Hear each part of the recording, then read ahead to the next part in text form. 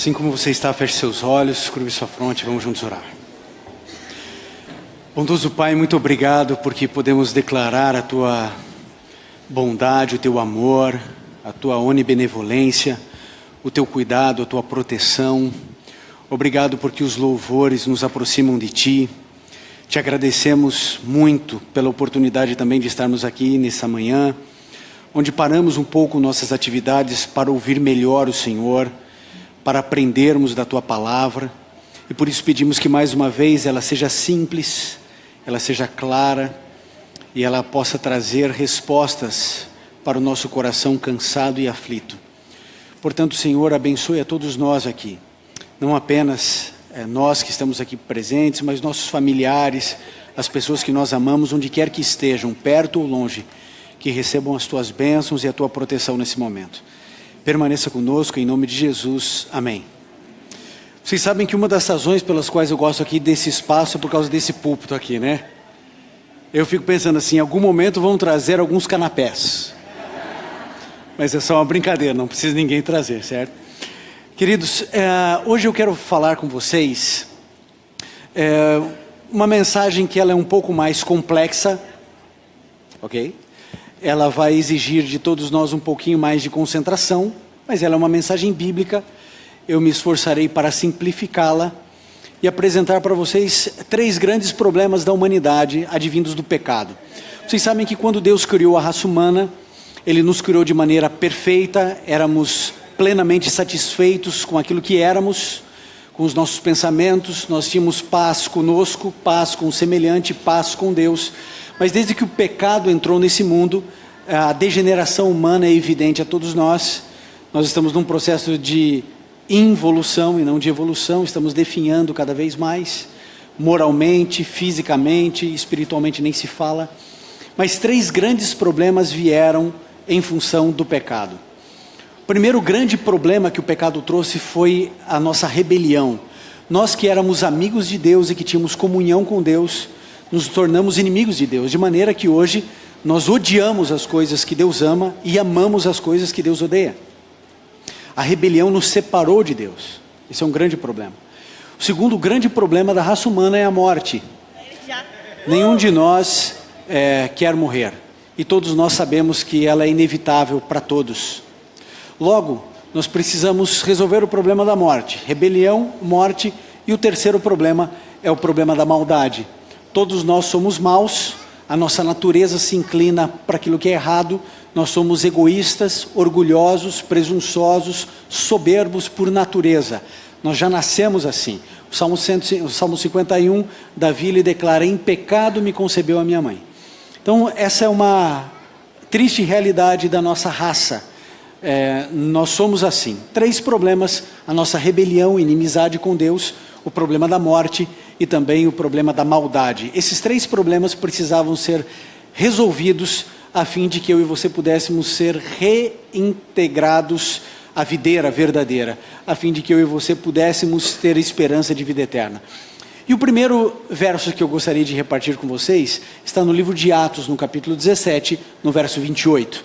Se você trouxe sua Bíblia, você pode abri-la no Novo Testamento, logo depois dos Evangelhos, ao relato dos Atos dos Apóstolos, aquilo que eles fizeram.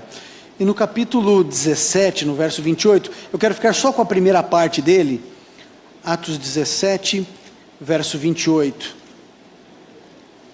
Deixa eu achar aqui na Bíblia, ok. Atos 17, 28 diz assim: pois nele, ou seja, em Deus, nele vivemos, nos movemos e existimos. Agora, para pensar comigo. Se em Deus nós vivemos, nos movemos e existimos, quando o pecado promoveu a ruptura nossa com Deus, nós deveríamos desexistir, né?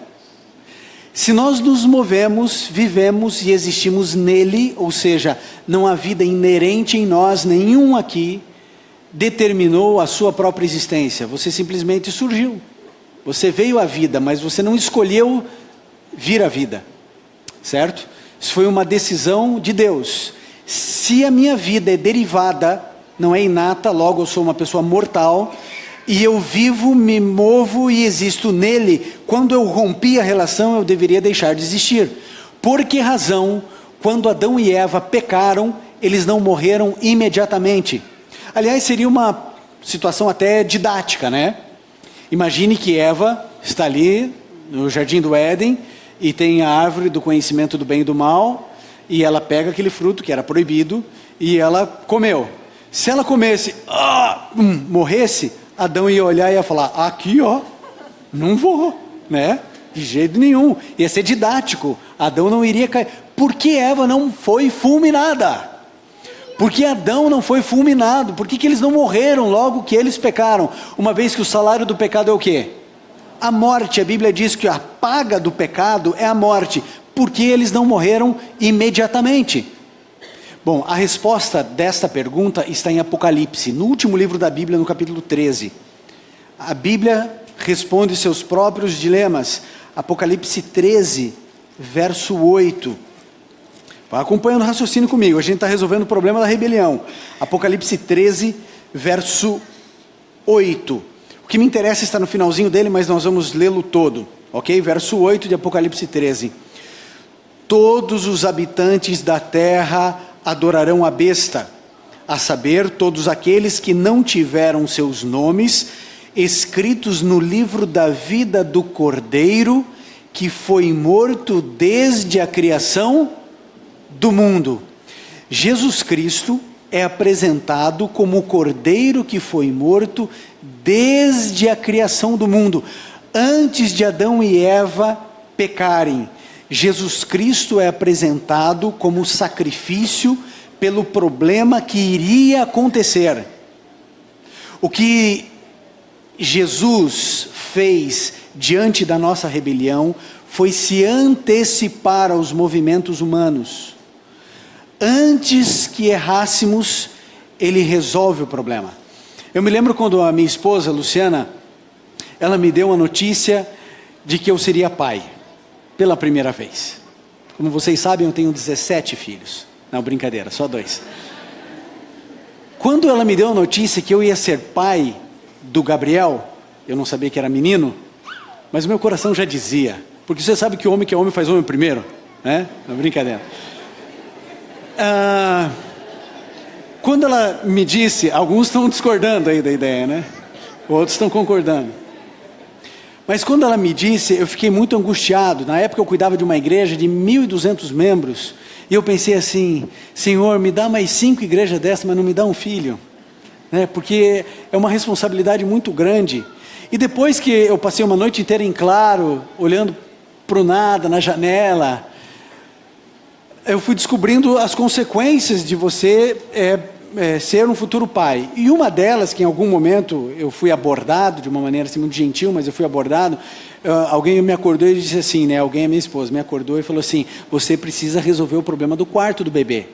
Aí eu pensei, um berço, né? Aí eu fui descobrir que não é só um berço. O berço é só o início das dores. Porque você tem o berço, você tem um armário, você tem a cômoda, você tem um aparadouro, você tem um cercadinho, você tem uma tal de poltrona de amamentação. Eu falei, pega a cadeira da cozinha e põe no quarto, mas não pode, tem que ser uma poltrona. Ou seja, você está morto, né? Teu filho já nasce órfão, porque é muita coisa que você tem que montar o quarto, etc. E aí o seguinte, eu fui com a minha esposa para poder ver, como a gente não sabia ainda se era menino ou menina, aquela história, pega branco e depois você recheia de rosa ou de azul, e daí dá tudo certo. Então pega tudo branquinho, aquele quartinho branquinho, aquele negócio todo, e aí fui lá no negócio. E aí é interessante, né, porque é tudo a mesma coisa. Eu fui em vários lugares, mas tinha um lugar que tinha tudo. Eu falei assim, homem já é prático, né, vai ter aqui, então é aqui mesmo. Aí é o seguinte, tem um berço lá, sei lá, R$600 um berço, e tem outro berço de R$2.000. Quem que é o berço de R$600, o homem ou a mulher? Quem que é o berço de 2.000? Qual o berço que vai para casa? É tudo igual. É tudo igual. Eu falei assim, moça, eu não quero a loja toda, eu só quero o berço. Não é o preço do berço. Aí eu falei assim, mas também vai dormir até os 10 anos para valorizar, né? Vai ficar tortinho, mas aguenta, né? Faz bem depois, alonga bem de dia, tá tudo certo. Mas é lógico que chegou um dia que eu tinha que trocar aquele negócio. Aí era um outro problema, porque o quarto era o mesmo. Então não cabia mais no berço, tinha que comprar uma cama. Tinha que comprar uma cama que combinasse com o resto dos móveis, aquele negócio. Aí eu fui na mesma loja para comprar uma cama, etc e tal. Comprei a cama. E pai de primeira viagem, aquele negócio, quando está lá a cama montadinha, eu estou olhando e falei assim, ele vai rolar e vai cair. Ele já tinha caído umas 12 vezes comigo, ia cair mais, né? Falei assim, não, esse menino não aguenta mais cair, tem que comprar um aparador. Eu cheguei na loja, não tinha aparador, sabe aquele aparador de cama, né? Que combinasse com a cama. E eu falei assim, bom, a internet está aí para salvar a gente, lá vai, Mr. Google, me ajuda. E aí o aparador, e aí procura, achei um joinha que ia combinar direitinho. Onde tinha? No Rio de Janeiro. Eu morava onde? Mato Grosso do Sul. Aí eu entrei em contato com a loja e falei assim, não, em um mês chega. Chegou em 3. Nesse período todo, eu pensei, o que vai ser do meu filho? E aí eu tive uma ideia simples, mas que resolveu. O que eu fiz? Todas as vezes que a gente colocava ele para dormir, eu enchia de travesseiros, almofadas, cobertores, de maneira que eu não queria que ele caísse, mas se ele caísse, ele estaria amparado. Quando o ser humano caiu, a ideia é que não caísse, mas quando Adão e Eva caíram, eles caíram no sangue do Cordeiro, que foi morto desde a criação do mundo. De maneira que Adão e Eva não foram eliminados e exterminados, porque Jesus é apresentado como o Cordeiro que foi morto desde a fundação do mundo, desde a criação do mundo, antes do homem ser criado, a resolução do problema já tinha acontecido. Não é exatamente isso que você faz com o seu seguro de carro? A gente faz o seguro para nunca usar, não é? Ninguém quer usar o seguro. Hoje eu acho que eu vou usar o meu seguro. A gente não faz isso. A gente tem para prevenir, a gente não quer que aconteça, mas se acontecer, a gente está seguro. Foi exatamente isso que aconteceu. A rebelião foi resolvida antes dela acontecer. Jesus Cristo foi o Cordeiro que declarou o seguinte, antes de dizer haja luz, ele disse haja cruz. Deus se antecipa aos movimentos humanos para resolver os nossos problemas. Isaías 64, 5, sabe o que diz ali? Antes que clamem, os responderei. Estando eles ainda falando, os ouvirei. Você serve a um Deus que Ele é o Senhor do tempo. Deus não precisa esperar você começar a orar para responder. Estou aqui esperando, Ivan, quando é que você vai orar? Eu vou te responder. Antes que clamem, os responderei. Daqui a um mês, você estará vivendo problemas que hoje você não está. E Deus já sabe desses problemas. E Ele se antecipa aos problemas para resolver as nossas angústias. Deus resolveu o problema da rebelião antecipando-se a nossa inimizade, ao nosso erro. Mas nós tínhamos também o problema da morte. E para a gente entender como Deus resolveu o problema da morte, eu queria que você fosse para o início de tudo. Gênesis 1, verso 31. Gênesis 1, 31. Gênesis 1, 31 diz o seguinte, olha só que interessante. E Deus viu tudo o que havia feito, e tudo havia ficado muito o quê? Muito bom. Passaram-se tarde e manhã, este foi o 6º dia. Deus, a cada dia da semana que Ele foi criando as coisas, a Bíblia diz, e viu Deus que isso era bom. Viu Deus que isso era bom, bom, bom. Quando chega no último dia da criação, porque no 7º Ele descansou, mas no 6º dia Ele fez o mundo em 6 dias, no 6º dia Ele olhou o conjunto da obra e Ele disse que era muito bom. O que é melhor? Bom ou muito bom? Muito bom é melhor que bom? Regular é pior que bom? Vocês se lembram, né? Péssimo, regular, bom, muito bom, ótimo Excelente. Eu me lembro quando eu estava na pré-escola. E eu me lembro quando davam, sei lá, um ursinho para a gente pintar. Né? Deve ter pintado ursinho aí também, você, em algum momento da sua vida. E tinha os lápis de cores, né? E eu me lembro que para mim era uma luta eu conseguir pintar, porque tem 2 desafios naquilo ali. Um é você não passar o contorno, né? Que quando você vê já foi. E o outro é você exercer a mesma pressão no desenho para ele ficar, né, homogêneo, bonito. Eu não consegui nenhuma coisa nem outra. Mas eu tinha um amigo, o Eric, na pré-escola, que ele conseguia deixar o desenho perfeito.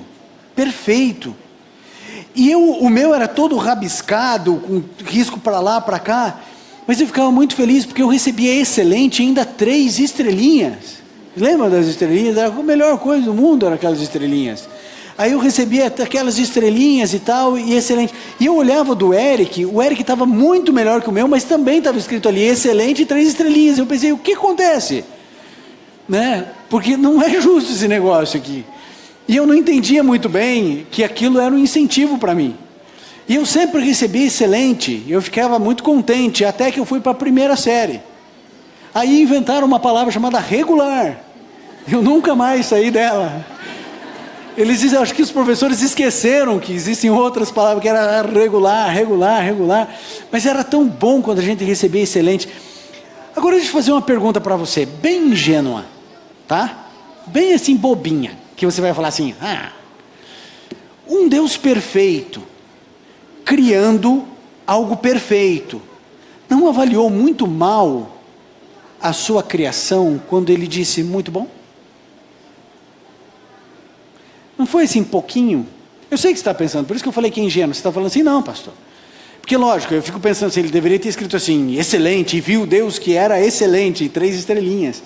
Por que só muito bom? Eu sei que você está pensando, você pode pensar assim, como eu penso, ou pensava, que é só uma questão linguística, né? É só para fazer uma diferenciação, que o autor aqui de Gênesis está querendo dizer, é que o conjunto da obra é melhor que as suas partes. Ok, é o pensamento mais óbvio. Será? Será que Deus não está querendo dizer alguma coisa e a gente não está percebendo?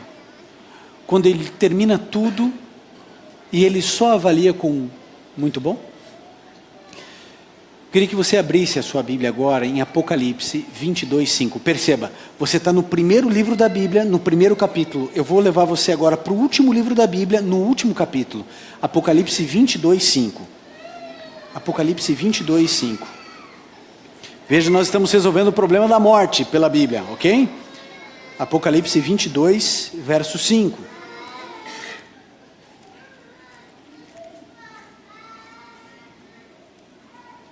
Apocalipse 22, verso 5. Olha só o que diz. Falando a respeito do novo céu e da nova terra, diz assim: não haverá mais noite. Eles não precisarão da luz da candeia, nem da luz do sol, pois o Senhor Deus os iluminará, e eles reinarão para todo sempre. Deixa eu fazer a conexão, que eu sei que você está pensando assim, o que isso tem a ver? Você se lembra da criação? Todo dia houve tarde e manhã, tarde e manhã, tarde e manhã. Não é estranho, a gente não fala assim manhã e tarde? Por que tarde e manhã? Porque historicamente e fisicamente, a primeira parte do dia sempre é a parte escura, por uma obviedade. Imagine o seguinte, mais algumas horas, e o que vai acontecer? O sol vai se pôr. Quando o sol for embora, acabou o quê? Acabou o dia. Logo, a primeira parte do outro dia é a parte escura. Hoje, por uma questão de globalização, e isso é muito moderno, da idade moderna, essa convenção de que o dia começa no meio da madrugada, fisicamente não tem lógica. Ela é importante para todos nós, os fusos, as passagens aéreas internacionais, mesmo nacionais num país como o nosso. Então é importante isso, meia-noite é a diferença de um dia para outro dia, está tudo certo. Mas fisicamente não faz sentido um dia começar no meio da madrugada, pensa. Quando que o dia acaba? quando o sol vai embora. Logo, a primeira parte é a parte escura. Sempre foi assim em todas as culturas de toda a raça humana. Isso é muito recente, é aqui da Idade Moderna. Primeira tentativa de convenções, outras convenções tentaram-se, e até que se estabeleceu essa, e essa pegou no mundo inteiro, ok? Então essa ideia de começar um dia meia-noite, isso é recente para a raça humana. Funciona, mas ela fisicamente não tem lógica. Quando o dia acaba, começa o outro. É por isso que a Bíblia coloca dizendo, tarde, manhã, porque a primeira parte de um dia de 24 horas é a parte escura. Então perceba que desde a criação existia noite e dia. Noite e dia. Aqui vocês também funcionam assim? Tem noite e dia aqui? Tem ou não? Tem, né? No lugar que eu moro também tem noite e dia, todo dia é assim. E desde que o mundo é assim. Porém, pelo texto que você leu, diz o seguinte, que no novo céu e na nova terra não haverá o quê? Não haverá o quê? Noite. No novo céu, na nova terra, nessa terra restaurada, não haverá noite. Aí eu pergunto para você, o que você acha que é mais significativo e importante? Aquilo que é original ou aquilo que é eternal? O que é melhor, o original ou o eterno? O eterno. Sabe o que Deus fez? Deus sabia que nós iríamos pecar, e por isso Ele fez um planeta provisório.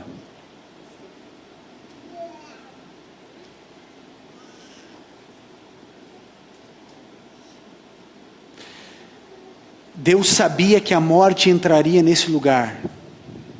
E sabem o que Deus fez? Deus cria algo que não seria eterno.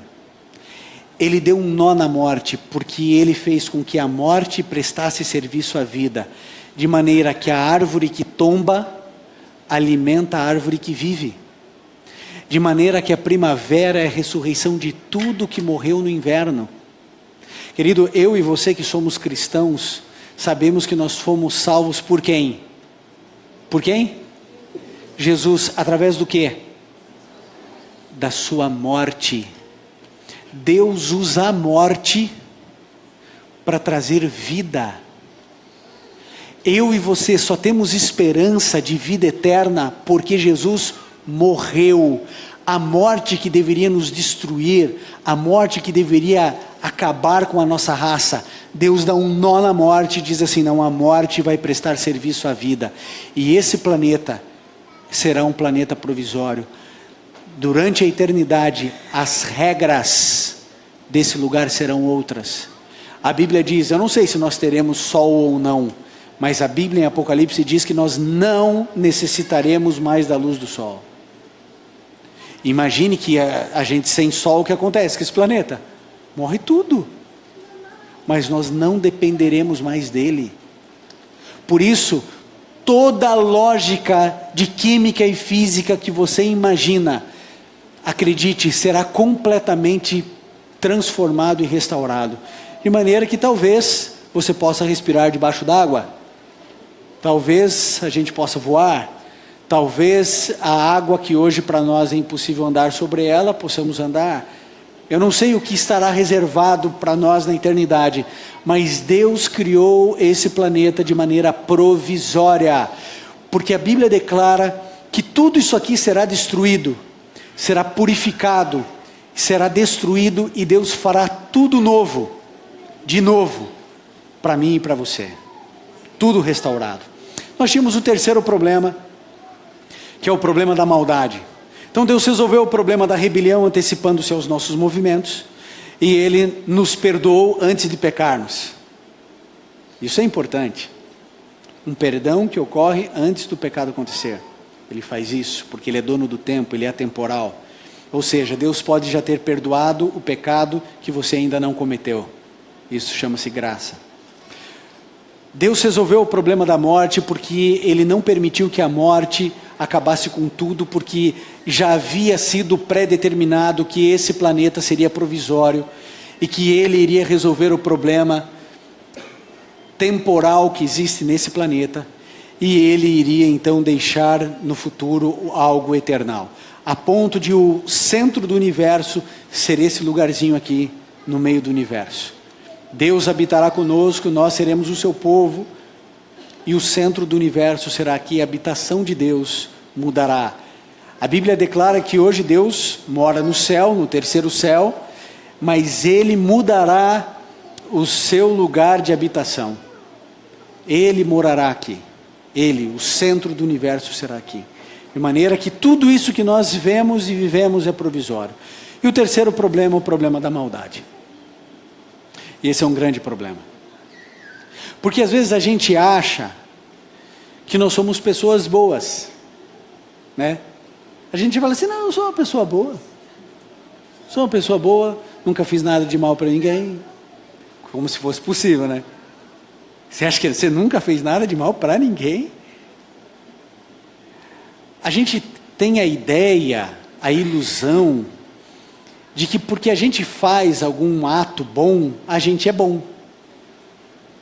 Mas, por exemplo, Al Capone, ele mantinha orfanatos, ele amava crianças, mas era bandido, assassino, mandou matar quantos policiais, oprimia quantos comerciantes, era bandido. Mas ele tinha bons atos, ele adorava crianças, ele cuidava de orfanatos, mantinha orfanatos. Não é porque você faz coisas boas que você é uma boa pessoa. Aliás, eu e você somos maus. A gente tem a impressão de que funciona assim. No mundo existem pessoas boas e pessoas más. Aí você fala assim, é mesmo? E quem são as pessoas boas? As pessoas boas sou eu, a minha família e as pessoas que eu amo. São as pessoas boas. Ah, é? Ok. Quem são as pessoas más? As pessoas más são todas as pessoas que não gostam de mim e o Estado Islâmico, né? Então, a gente faz essa dicotomia, né? Então, os bons e os maus. Gente, quando Deus olha do céu, Ele não vê assim. Quando Ele olha do céu, Ele só vê gente má. Porque a Bíblia diz que não há um justo sequer. Todos pecamos. Então é assim, não é que a gente é um grupo de pessoas boas que de vez em quando erra. Nós somos pessoas más que de vez em quando, sem querer, acertam alguma coisa. Essa é a realidade humana. Então a maldade, ela é horrível. Sabe por que a maldade é desesperadora? Porque ela está enraizada dentro de mim e de você. A gente é egoísta. E é muito egoísta. Muito egoísta. Existem situações cotidianas que a gente pode perceber isso, desde pequenininho, né? A criança que pega o brinquedo e não quer repartir. Aí ela está brincando com esse brinquedo. A outra menininha vai lá e quer brincar. Não, não deixo.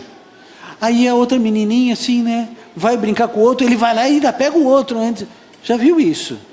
A gente já viu isso. Talvez você tenha feito isso, né, em algum momento da sua infância. Porque a gente é assim. E a gente continua sendo assim. Não é? A gente é egoísta.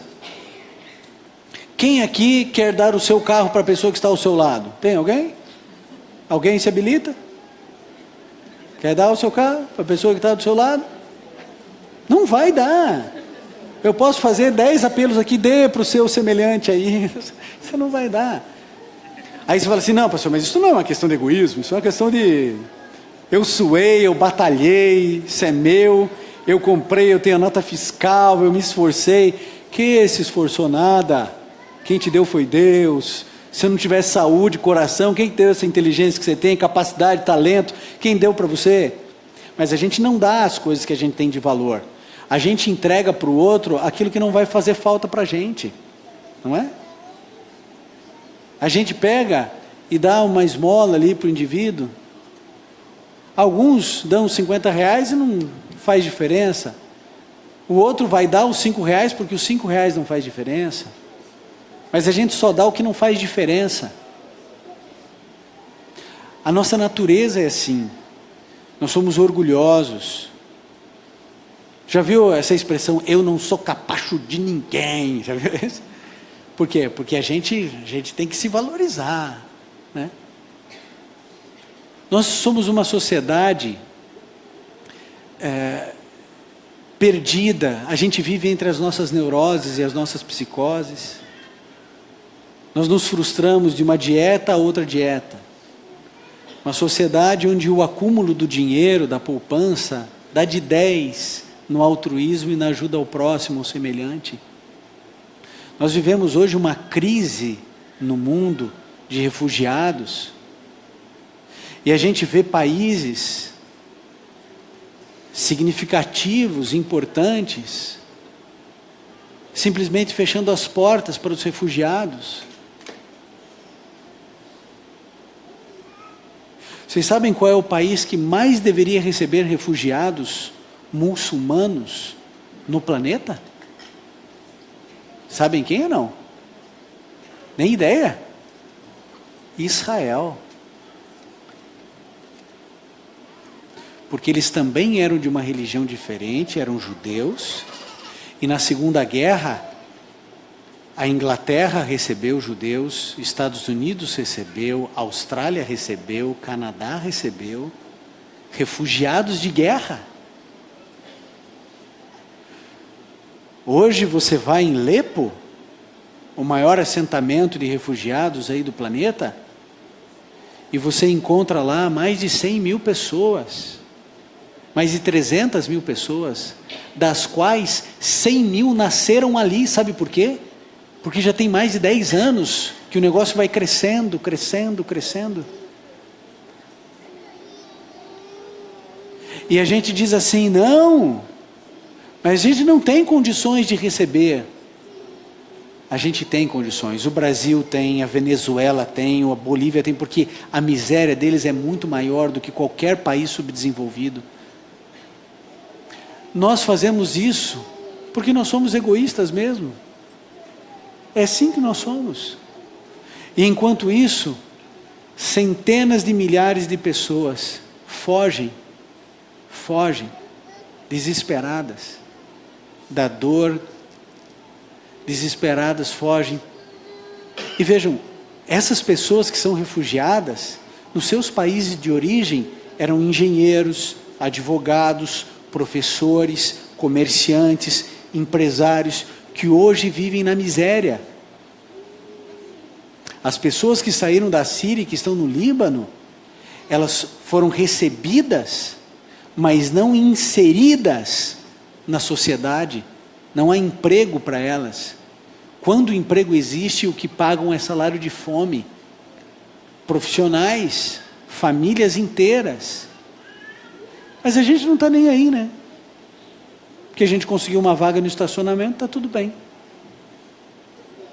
Nós somos maus, nós somos egoístas, avarentos, gananciosos, orgulhosos, miseráveis. Esse sou eu, e esse é você. E Deus precisava resolver o problema da maldade. Deus precisava resolver isso dentro de nós, porque isso nos destrói, a gente se mata, exatamente porque somos assim. E Deus precisava resolver o problema da maldade, e Deus vai resolver. Deus tem duas maneiras de resolver o problema da maldade. Uma delas é transformando você, é dando para você um novo nascimento, é fazendo um transplante de alma, de coração, de mente, renovação do entendimento. Deus pode transformar você, de maneira que cada vez mais você se assemelhe a Jesus, e cada vez menos você se assemelhe a você mesmo. Isso chama-se conversão, transformação. As pessoas podem ser transformadas. A pessoa que fazia o mal aos outros, ela pode agora não fazer. Aquele que era desonesto pode se tornar honesto. Aquele que era agressivo, violento, irracível com os filhos, ele pode se tornar num pai calmo. O indivíduo que vivia tirando sarro dos outros e humilhando os outros, porque é mais inteligente, porque tem um raciocínio mais rápido, ele pode agora ser mais sensível. Isso é transformação. Deus pode mudar a minha maldade, me transformando, me dando um novo coração. Ele pode acabar com a maldade dentro do meu coração dessa maneira, Ele pode me converter, pode ser através da conversão, ou ele pode acabar com a maldade me destruindo. Porque a maldade, amigo, não é algo etéreo que fica vagando por aí. A maldade só existe quando ela é encarnada, né? Essa caixa de som, por exemplo, ela não é essencialmente nem boa nem má. Ela não pensa, ela não age, ela não faz nada. Esse carpete, essa mesa. A maldade, ela precisa ser personificada. Então, a maldade só existe se existe a raça humana. Ok? A maldade. Deus ou converte a gente ou mata a gente. E Ele vai usar as duas coisas. A Bíblia diz isso. Deus nos dá uma oportunidade. Entenda o que aconteceu. Quando Adão e Eva pecaram, eu não tive culpa nenhuma nisso. Eu não estava lá. Que culpa tenho eu da escolha deles? Eles escolheram. Eu não pedi para nascer num mundo miserável como esse aqui. Não queria nascer aqui, porque ele preferia ter nascido um anjo. Podia estar aí cuidando de você, inclusive. Gente, eu não sou culpado pela escolha de Adão e Eva. Por outro lado, eu também não tenho responsabilidade nenhuma na vitória de Jesus Cristo na cruz do Calvário, quando Ele venceu o pecado. Eu não tenho culpa pelo erro deles e não tenho parte na vitória de Jesus. Logo, eu tenho que escolher se eu quero aquilo que Adão escolheu ou se eu quero aquilo que Jesus escolheu. Então, Deus diz assim: eu trouxe você à vida, eu sou responsável por você. Você não pediu para nascer, você não pediu a cor dos seus olhos, você não pediu a família. Eu escolhi um lar, eu escolhi um lugar, eu escolhi você e eu trouxe você à vida. Você pode escolher se você quer encerrar, eu deixo você livre, você pode encerrar a sua vida, ou você pode continuar eternamente através de uma transformação. Só que você precisa escolher se você quer a derrota de Adão ou a vitória de Jesus na sua vida. É uma escolha. Quando Jesus voltar a essa terra, você será transformado e você será 100% bom. Como pode então, se a gente é muito mal, como que a gente faz boas ações? Sabe por quê? Porque Deus empresta a bondade dele para você. Quando você faz uma coisinha boa, seja qual for, é porque Jesus entregou e emprestou a bondade dele para você. Sabe quando você ajuda alguém na rua? Esse ato de bondade foi Jesus quem promoveu. O ponto é de Jesus, não é seu. Eu fiz isso acho que umas 2 vezes na minha vida. Eu saí de casa com uma nota de R$50 no bolso. E eu pensei, esse dinheiro vai ser para o guardador do carro. Não importa quem seja. Só para eu ver a reação. Eu me lembro que eu parei perto do Mercadão em São Paulo. E chegou um menininho. Eu já comecei a rir, né? Eu falei, que bom que é um menininho, né? Aí o menino disse assim: tio, bem cuidado, né? Eu sei que não vai estar bem cuidado.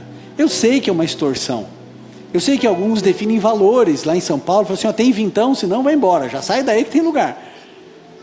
Não importa. Ele faz isso, sabe por quê? Porque ele é mau como eu sou mau. Ele faz isso porque ele está tentando sobreviver. E aí eu fiz o que eu tinha que fazer. Quando eu voltei, entreguei o dinheirinho para o menino. Você consegue imaginar a alegria dele? Porque ele não sabia como reagir. Ele pegou, olhou para mim, pegou. Eu não sei se ele ficou pensando que eu queria troco, não sei. Aí ele falou assim, ele fez assim, ele nem falou nada. Ele deu um sorriso lindo. Me ajudou como pôde para eu sair ali do lugar. Na segunda vez, foi um deficiente mental. Você via que ele tinha um atraso. Ele não sabia o que fazer para me agradar. Quando eu fiz isso, você acha que eu fiz isso porque eu sou bom? De forma alguma.